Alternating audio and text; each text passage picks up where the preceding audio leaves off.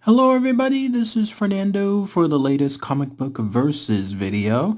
I thought I would place this video in here as a way to mix things up while I'm continuing to do some of the other encounters videos. I started this series a couple of months back just as a way to test things out, test the waters, and it seems like while there wasn't too many views associated with my videos, there were a lot of likes and especially a lot of comments. So definitely people seem to like this particular series. So I thought, why not just continue it for a little bit more, see how things go. This suggestion was actually given within one of the videos there, and with the recent release associated of the Spider-Man movie and the main villain there, I thought to myself, why not feature that villain along with another major villain and then see who would win there. I haven't seen the latest Spider-Man movie yet, by the way, so I don't know if there's any new iterations of this villain, like new powers and so on. And a lot of this is just pretty much my own theories, my own opinion when it comes to this. But let's see who ultimately wins this versus series. And I'd love to hear what your comments are afterward. But as you've seen here from this thumbnail, it has to do with this. It's the classic cross of the villains, fight of the villains. Here you have the ultimate sides when it comes to the arch villains. It's the Green Goblin versus the Joker. So let's go ahead and let's talk about that particular fight here, and then I'll give all the information I can, and then also highlight my own opinion afterward. So yes, first let me talk about the Green Goblin. Obviously, he's come back into the mainstay with the recent Spider-Man movie and the popularity associated with it. I'm very happy that he's back when it comes to his popularity. I thought that he was sorely missed within many of the other Spider-Man movies and the ill attempts associated with some of the other quote-unquote sequels out there. So to have the main guy back, Willem Dafoe, and then to have the original iteration, really great stuff. Again, I haven't seen the movie, so no spoilers, although I'm sure that there's probably stuff I've already read out there. But yes, the Green Goblin is of course mostly known with Norman Osborn, even though there's other iterations out there too. A genius scientist who happens to go mad when it comes to his own creation, almost like a Jekyll and Hyde of sorts, having his concoction lead to his own madness. And during that time period, that's when he's able to get several attributes that include either superhuman strength equal to or even greater than Spider-Man himself, and then already with his intelligence being on one of the highest levels, having it being increased because of the serum and other things that are a side effect of his condition. And then of course the ultimate bad side is this. Ultimately, it led to him having his sanity broken. Now, it's almost like half and half, like Jekyll and Hyde, like I mentioned a minute ago. He's not completely insane. There's still just a rational part associated with him. Like he can have his good days, and then there's the other side, the almost like genius Loki side that is talking to him, trying to influence him, trying to cause him to do things that he doesn't want to do, but ultimately he has no control tied to it. There was a really great feature in one of the not recent, but it was that Fear Itself storyline that showcased him having a battle with his inner demon and ultimately that demon winning out. But when that happens, that's when the Green Goblin goes on his full rampage. That's when he has all his famous attributes, including his goblin glider, including his goblin bombs, and then other types of accessories too. He uses his genius to be able to create new technology, and then of course his strength to go on par with battles with Spider-Man. There's a reason why he remains, and amongst the many arch nemesis or arch nemesis associated with Spider-Man, why he remains the top. And because ultimately Spider-Man can have three of them, either Dr. Octopus or Venom or Green Goblin, but he remains the top because he definitely has the most impact. And then of course there's the ultimate top impact that he's had, and that's with him causing the death of Gwen Stacy, even though that's considered controversial as to who really caused the death.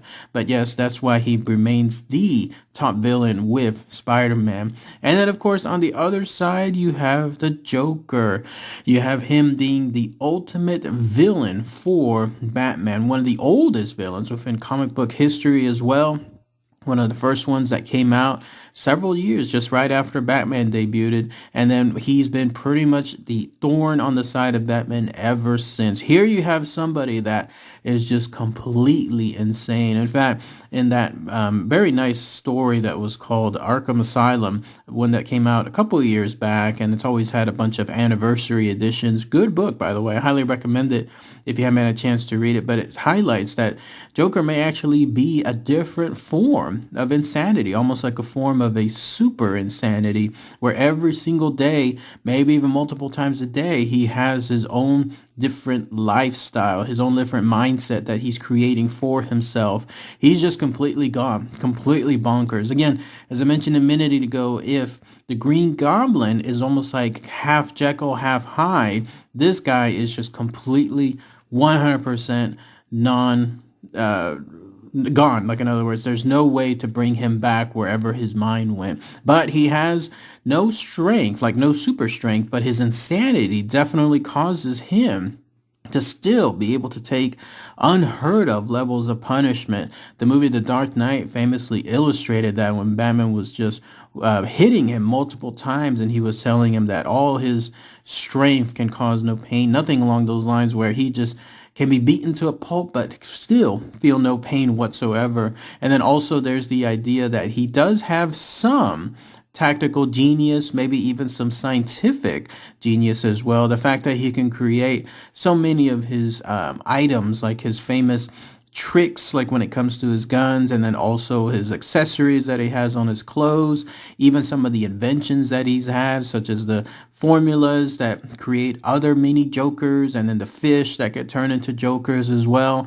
And then, of course, tactical prowess when it comes to bombs and other features. He may not be a super intelligent villain, but he still has definitely some good marks when it comes to that.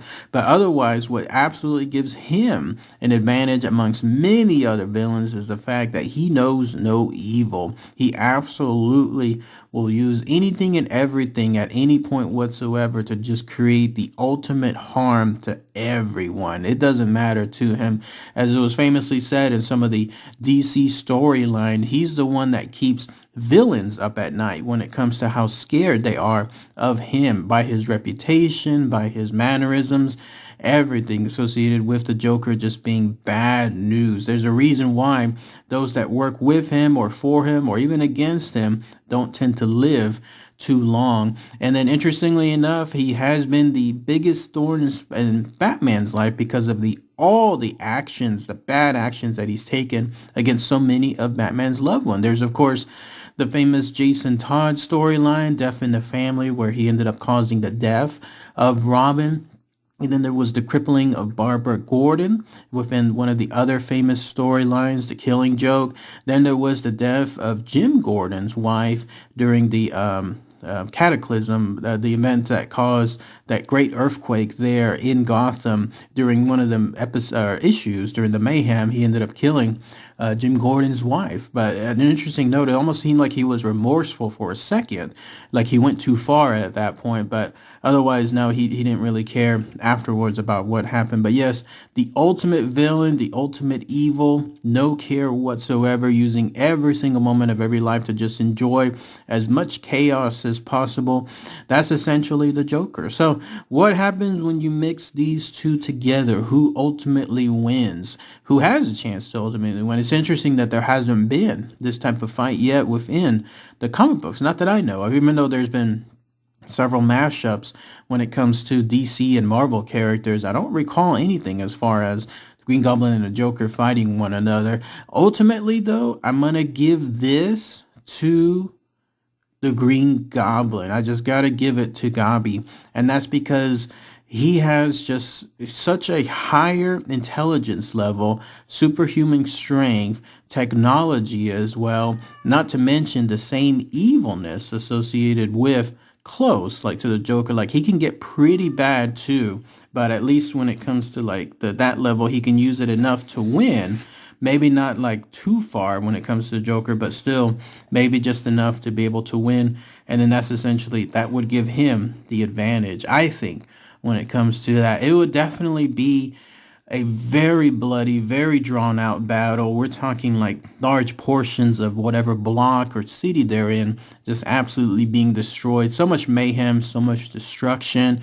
And but I think that if the conditions are right, you would have Green Goblin ultimately win. He would just be at that point. He's not going to be like Batman, where Batman stops at the last moment and then decides not to kill the Joker. Now, Green Goblin will definitely get to that point where, let's say he corners the Joker, probably breaks his legs, gets to the point where the Joker is crawling away. He's not going to stop and then let the Joker get away. No, he's going to absolutely use his glider to just finalize the Joker once and for all, impale him, decapitate him, whatever. When it comes to it, probably throw a pumpkin bomb right into his mouth, anything along those lines. But when that happens, that's where they'll be the clear winner. And depending on the iteration of the Joker, there's weird versions of him, right? Like there's some where he's just an ordinary human. There's others where apparently he has regenerated powers by use of some, I guess, greenish glue gob of some sort. But either way, though, if this happens, no, Green Goblin would kill him either way in a method that there is no return. Nothing along those lines. I truly believe that he would probably be holding the Joker's head at one point. That's the ultimate victor. And that's because, again, he has the villainous associated with him. He has the madness to win. He has the uncanny tactician abilities. He has the gadgetry. He has the strength. He has the powers as well. He's fought Spider-Man to a standstill and then some. And that's no joke when it comes to that. I mean, especially Spider-Man taking on so many other villains too. Now, he's definitely won his good rounds when it comes to defeating Spider-Man. But yeah, using all of that, I definitely have to give it to the Green Goblin. I know there's going to be some people out there that say the Joker will win everything. Like if the Joker took on Darkseid, he would win. If he took on Galactus, he would win. But no, I think there's a lot of writers' false hope when it comes to that. How some storylines just seem, because they can't do anything like to make the Joker lose, he has to remain the top villain, that they'll give him undue ambition, like undue stuff. Like they'll give him like the benefit of doubt on a lot of things that normally he wouldn't win, especially when he comes up to some forces of nature. Here he's facing the Green Goblin, what is considered by all means, especially like when it comes to the Dark Reign storyline, the Lex Luthor of the Marvel Universe. Like when it comes to Norman Osborn and the business acumen that he has, he's facing all of this, and he's expected to win with just some playing cards and a little bit of acid coming out of, let's say, a flower somewhere.